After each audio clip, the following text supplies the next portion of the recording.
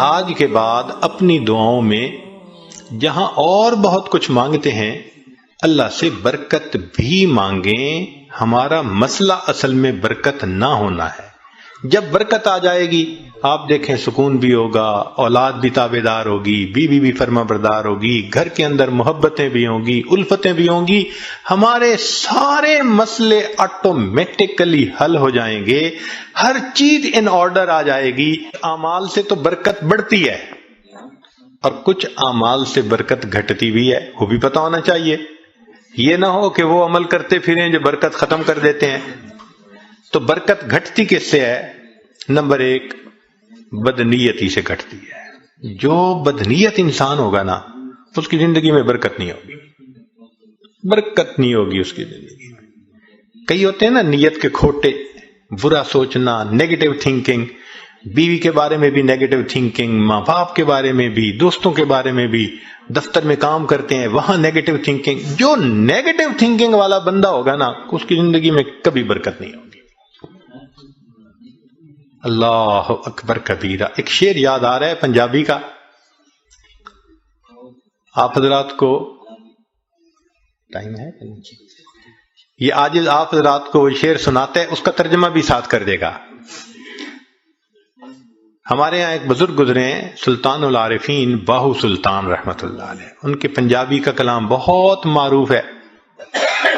فرماتے ہیں جے ناتیاں دھوتیاں رب ملدا تے ملدا کمبیاں مچھیاں نو. اگر نہانے دھونے سے خدا ملتا تو مچھلیوں کو اور کچھووں کو خدا مل جاتا. ہر وقت ہی نہاتے دھوتے رہتے ہیں. یہ سر منایا رب ملدا تے ملدا بھیڑاں سسیاں نو.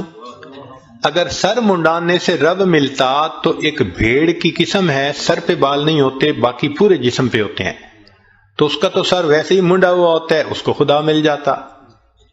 یہ ذکر کیتے ہیں رب ملدا تے ملدا کال کڑیچیاں نو. ایک پرندہ ہوتا ہے کالا سا، وہ شام کو لٹک جاتا ہے کہیں اور ساری رات آواز نکالتا رہتا ہے، تو کہتے ہیں وہ تو ساری رات ذکر کرتا ہے، اس کو خدا مل جاتا.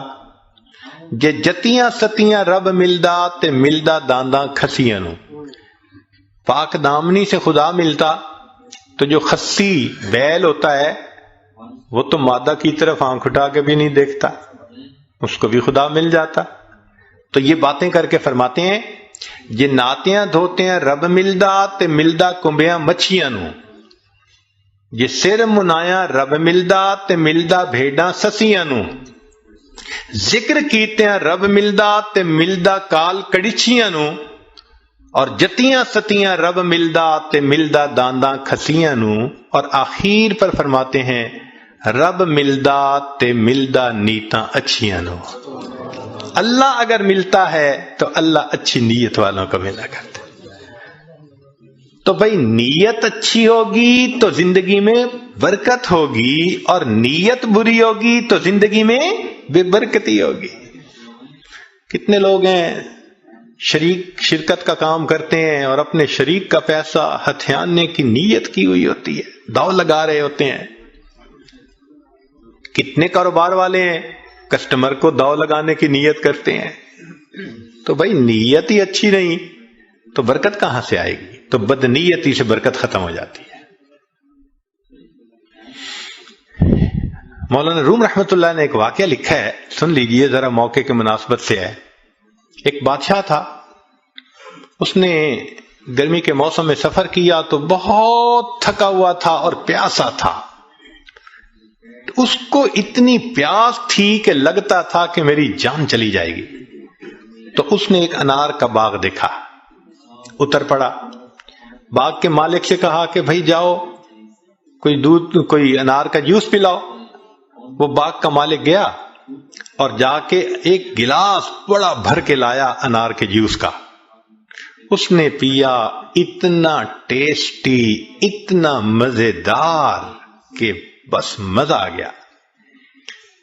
اب جب اس نے پیا تو اس نے پھر مالک کو کہا کہ بھئی ایک گلاس اور لے آؤ، مگر ساتھ ہی دل میں خیال گیا کہ یار یہ باغ تو میرے پاس ہونا چاہیے. اب وہ دوسرا گلاس جب لے کے آیا تو اس نے پیا تو جناب اتنا کھٹا کھٹا، اتنا کھٹا کہ پیا نہ جائے۔ تو بادشاہ نے کہا بھائی مجھے تو لگتا ہے کہ یہ درخت بدل گیا ہے، جس وجہ سے یہ جوس کا ذائقہ بدل گیا۔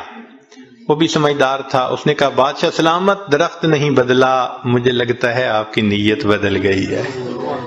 پہلے نیت اچھی تھی، اللہ نے ٹیسٹی بنا دیا تھا، اب نیت بد ہو گئی، اللہ نے اس کو کڑوا بنا دیا ہے۔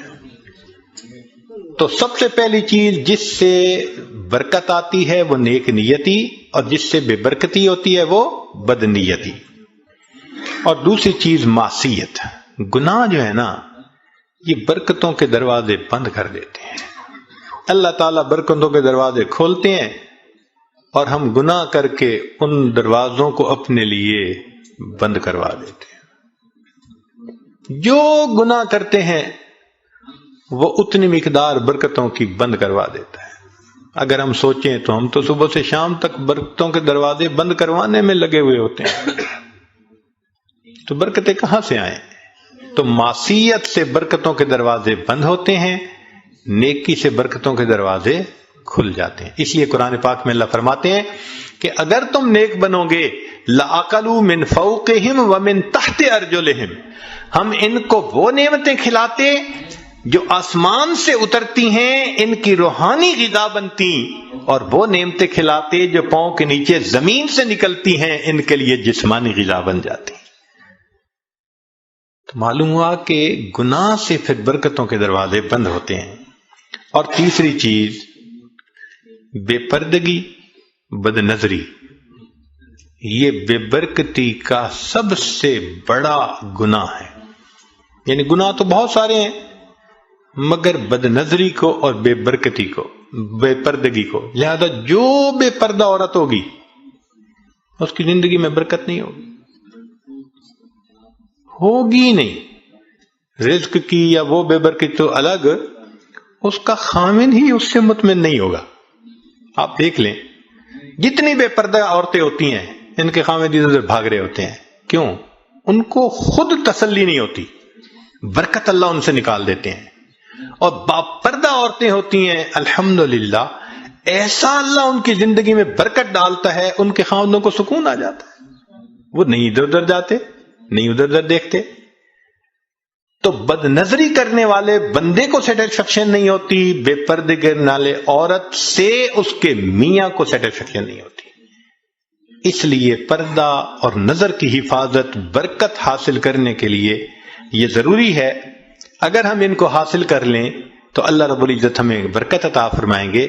چنانچہ نبی علیہ السلام نے برکت کی دعا سکھائی، اللہم بارک لنا فیہا۔ نبی علیہ السلام دعا مانگا کرتے تھے، اللہ میرے لیے ان میں برکت رکھ دیجئے۔